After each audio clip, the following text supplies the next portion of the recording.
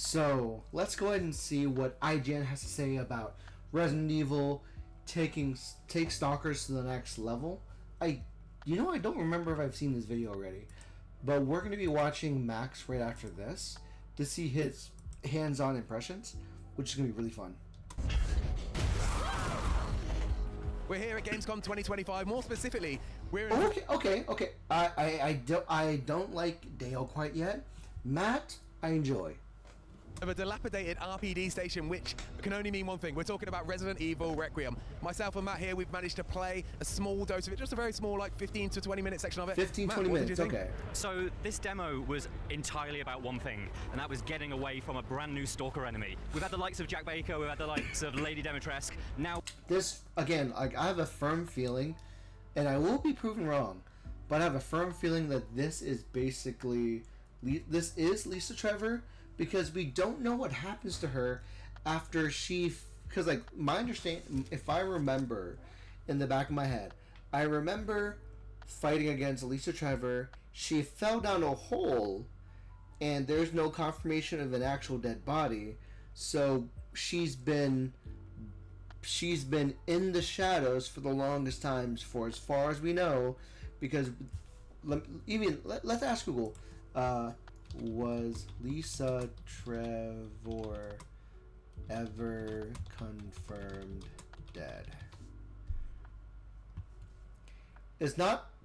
Lisa Trevor is not, allegedly, according to a few articles, her death is implied but not confirmed.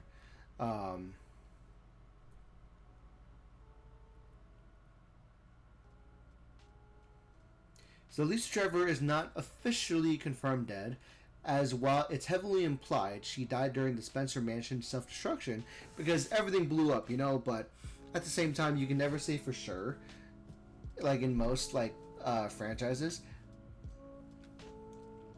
Trust but verify. Her survival is considered possible due to her regenerative abilities, and a theoretical reappearance in the unreleased Resident Evil Requiem has been speculated. She was last seen during the mansion incident of 1998, but the explosion should have been fatal, though remains are left ambiguous. Is one of the most debated topics among fans due to her survival capabilities. Lisa's regenerative powers and resilience to the T-virus are key factors in the uncertainty of her death, making survival a theoretical possibility. So yeah, theoretically, it'd be possible for her We've got, to survive. well, I don't even really know what she's called, but she is this horrendous... Imagine if Gollum had been injected with Bane's serum and turned into a huge, hulking creature that can decapitate with its own teeth. That is what we had to run away from in this small section of a hospital. Yeah. But at the same time, during Lisa Trevor's entrapment... during Lisa Trevor's... what is the word? Imprisonment at the Spencer Mansion.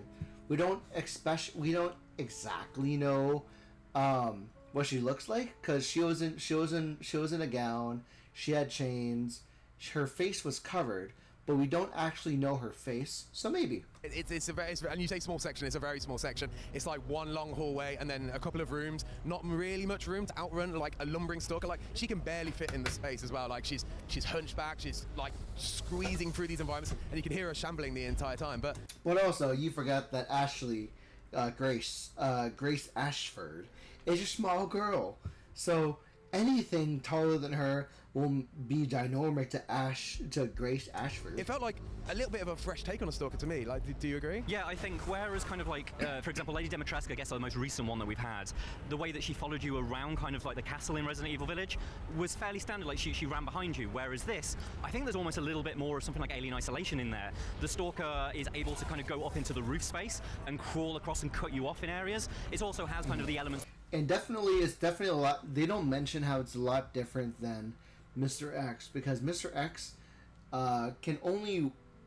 As far as we know, we've never seen Mr. X run.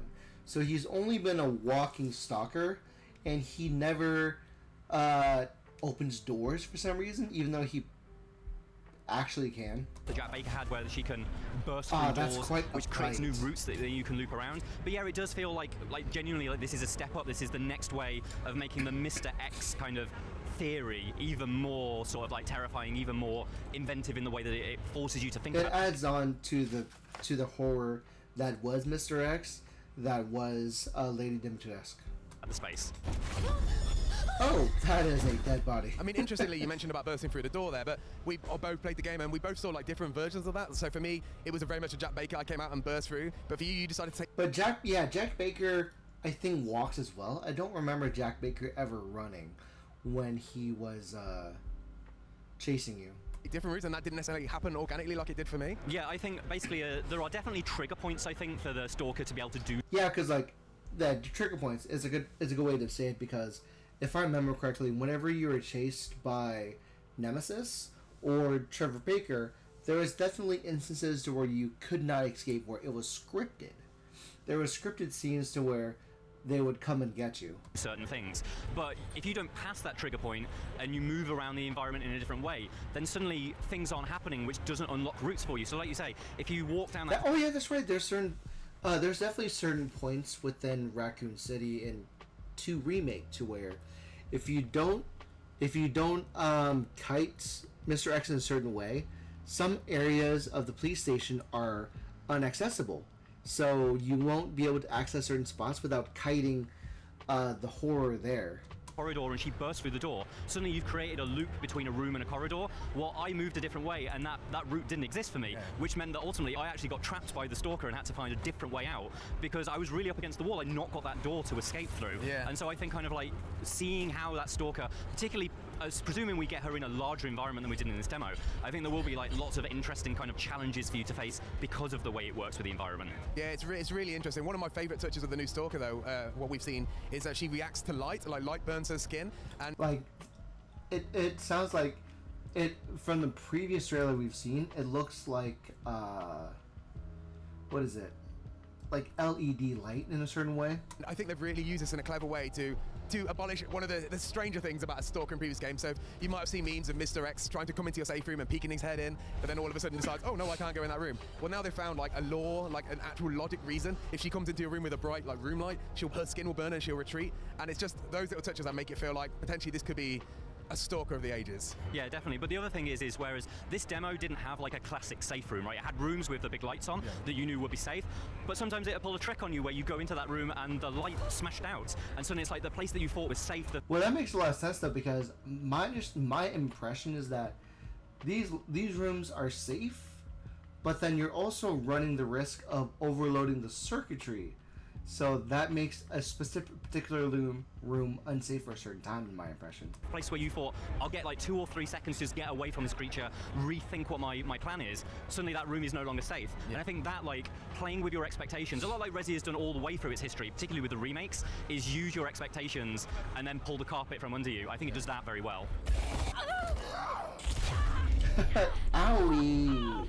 Yeah, so interestingly, the rest of the demo, there was a lot of things that felt very familiar. There was a lot of collecting keys for doors. There was all sorts of that stuff. But one thing that was quite unique, well, at least for a release Resident Evil, is that you could play this in either first or third person. You could just go into the menu and switch it any time you wish. Which way did you prefer? So I'm actually a real big fan of like Resi's pivot into first person. That's I found really increased the fear aspects, and so I played the demo all the way through in first person. Absolutely. And that definitely really worked for me because it really narrows kind of like your vision, and that creates very bespoke kind of like created scares. There's a moment where you go into a room and you're trying to push a cart around and bits are falling off the cart, and as you do that, because of the way your frame of vision is like honed, you see like the shadow of this creature walking past the window.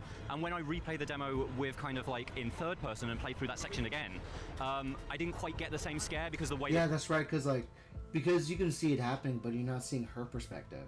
The angle is opened up, and really where Grace is in the frame covered that up. Yeah. However, you do get benefits for playing in third person. Dale, I know that you played a lot more of the demo in third person than me, and you were talking about the bespoke animations that has. Yeah, so I mean, in all honesty, I prefer first person for these as well. However, I really wanted to see what it was like in third person, and when we were looking back and comparing what we did, we noticed that the third person has very bespoke animations. Very specifically, when you're in first person, you're running away. It's just you're beelining down a corridor. But when you're in third person, Grace sometimes will trip and stumble and fall, and I feel like that was a really clever way of adding some horror elements, making you a bit scared. I think there's something, when the threat is so looming in first person, it feels way more intimidating.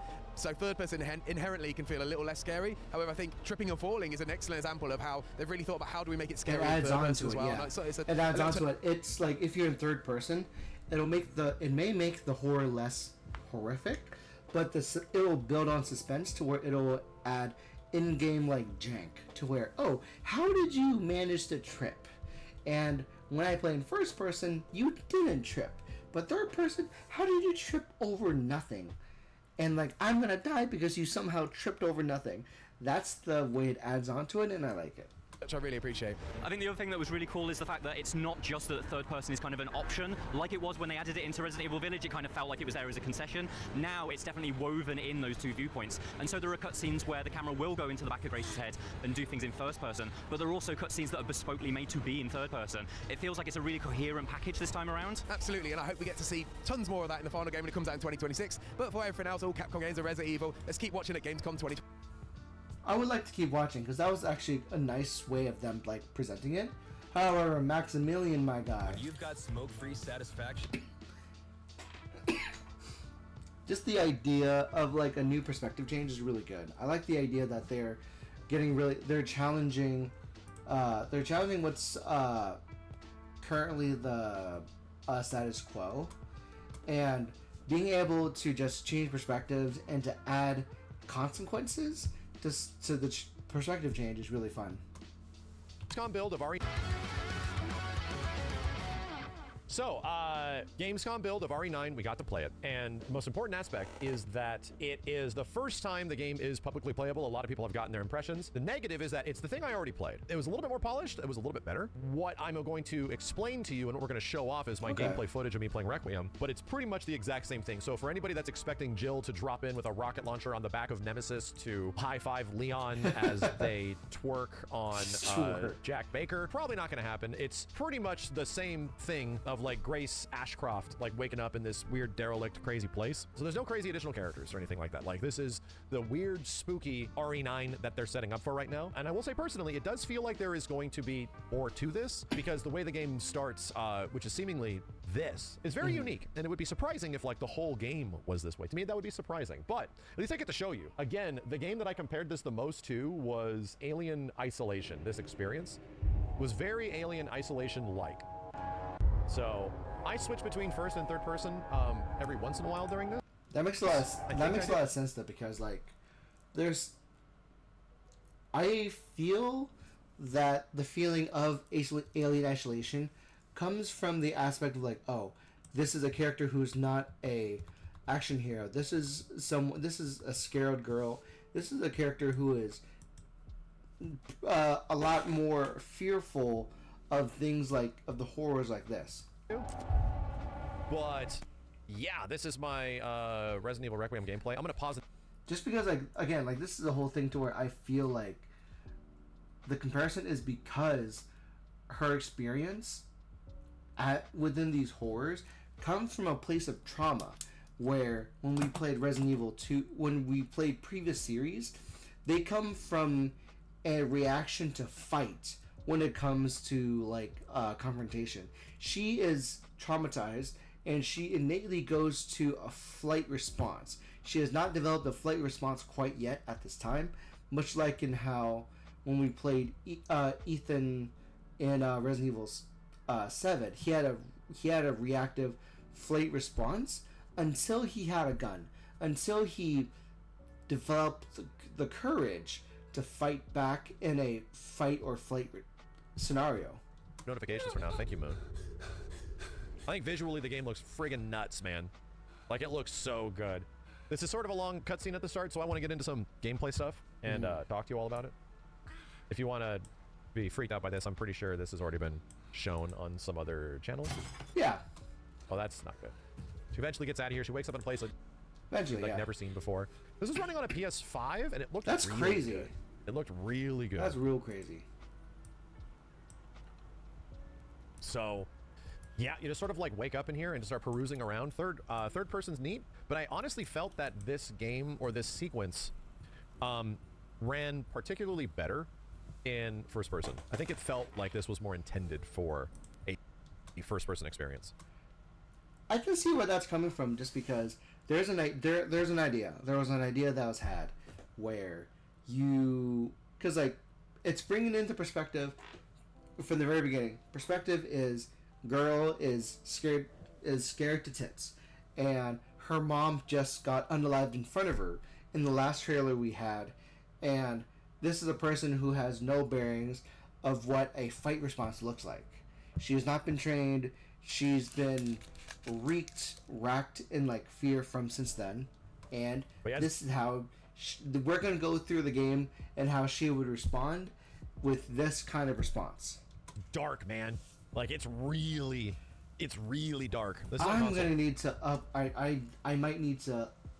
I am a brightness player because I feel like I can't play if it's too dark. Another friend of mine, Shrunken, like another guy, we haven't talked to him in a while. I keep trying to talk to him, but he never responds. He's very colorblind, and when he played Code Veronica, it was so dark that he couldn't play. So we need brightness and gamma up to the max. Oh, that broke. And yeah, they're just going, this is mega spooky atmosphere, dude. Oh god, like the lights aren't working. Power radius of just like the rating of particular weapons. Okay. Thing.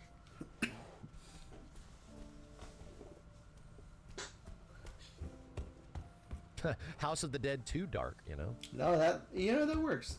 House of the Dead. I think the lighting is very impressive. If there's one thing that keeps getting better and better, definitely sets the mood about the RE engine is the fact that the lighting is really good. It sets the mood, and I thoroughly enjoy the mood setting. Smash it with a bottle. That might work. But I think because if it's gameplay, then I'm just going to speed it up a little bit because of gameplay. So we need to go find... and you walk around, you do some Resident Evil in. Mm-hmm.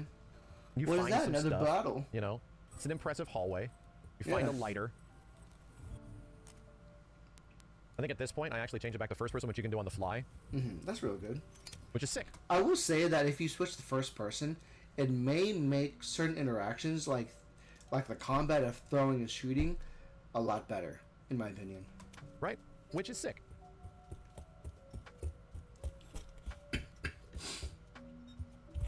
It was spooky. No, I'll give it credit. Like, so the first time I played this will make it even. I will say this is spookier because this brings back the perspective from Resident Evil 7. Resident Evil 8, it was a mixed perspective because you were given a gun from the very beginning. Once you got into the village, where in the first game you're still scared shitless. You know that anything that you do won't save you until you get a weapon. Well, I guess the first weapon you get is a knife, and then that's how you fight. But then I think after you get after your wife dies, after you kill your wife with a chainsaw, I think there's a certain point before you get weapons again, because like, you get weapons briefly. Baker knocks you over the head. That's when you officially die, I think.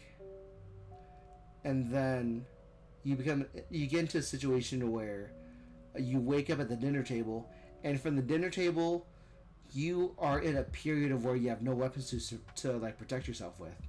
Games Fest, and it was legit scary. Like, there was moments where I was like looking at the dev who was with me, and I'm like, I don't want to go in there.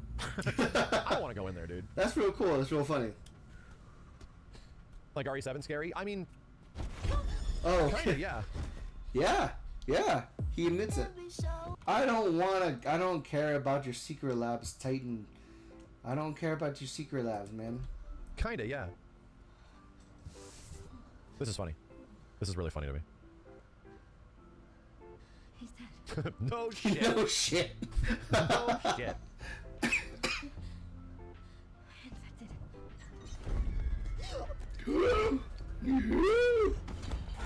Just like coming out of nowhere.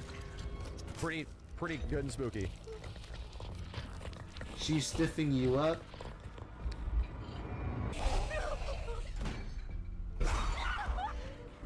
You gotta run, buddy. Start running.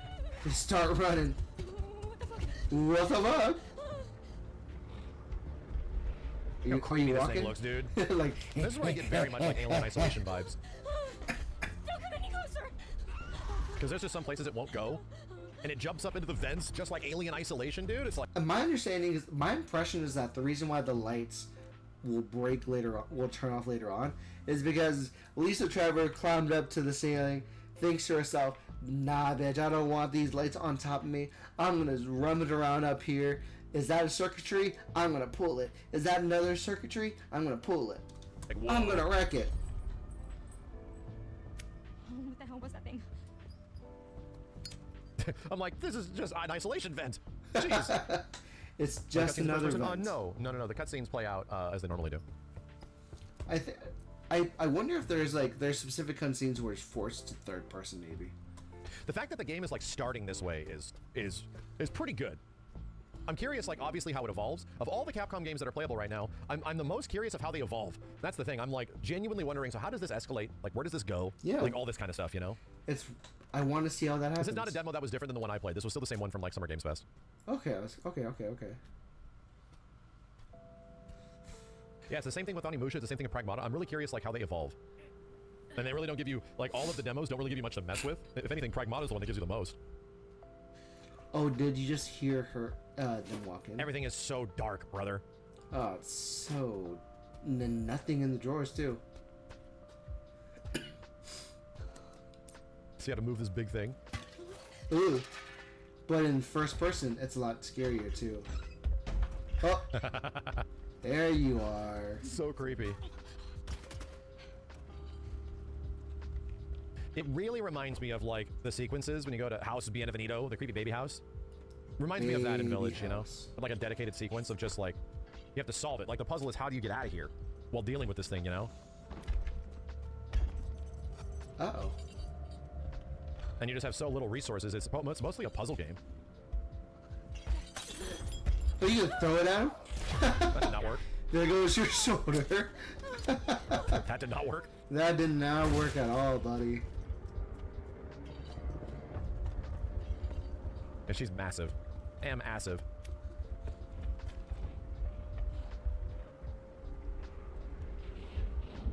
Just close the door. See what happens. Is the lighter infinite? I think it was, yeah. Are they taking the RE7 route with this one? I mean, who knows? It's hard to tell if the whole game's gonna be like this. This has to be Lisa Trevor. I mean, that's the running theory. Yeah, because The running theory is that it is like Lisa Trevor. Skip forward a little bit. Okay. Busting through like a boss. Some big moments. Boss. You always kind of like run to this room to be safe, right? Because she's afraid of the dark, or afraid of the light. Are there any weapons? There's bullets, but there's no gun. Seriously. That means she You run can into too much climb and the light goes down. out. So now you've used this room as an escape too much. So And now it the safe room does. doesn't work anymore. It's like, That's how it works. I think that's what I'm thinking of. Like, yeah, it'll either be you use the room too much, and then Lisa Trevor gets like smart and just cuts the circuitry from that room. bruh. There she is. How did she even get there? This is a huge thing. You know, I said it functions a bit better in first person than third. Which did you like better? For this sequence, I think it's better in first person. Because it's not super actiony. You're not like aiming everywhere and stuff. I think the third person, when you're having to like aim and pick targets and move around a whole bunch, I think that works way better in third person.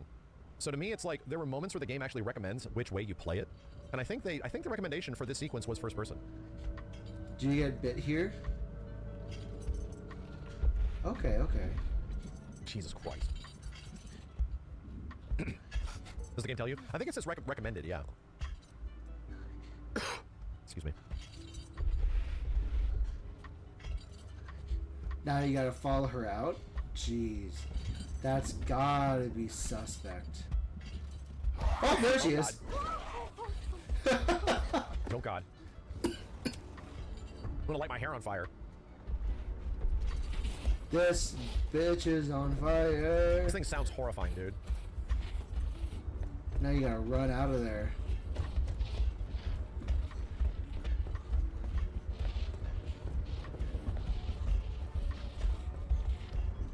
Close the goddamn door. Close the goddamn door. She doesn't believe in doors. Oh, now the light broke? It's okay, very cool. well paced, you know? Why is she running so slow? Because she's not like a cop. She's a desk worker, you know? Yeah. She's like a normal chick. She has no experience. Oh, hello. Does this make you buy a Ridge kit? Jeez, man. Just like, I'm gonna walk away in the moment the light goes off. Oh, shit. Hey, buddy.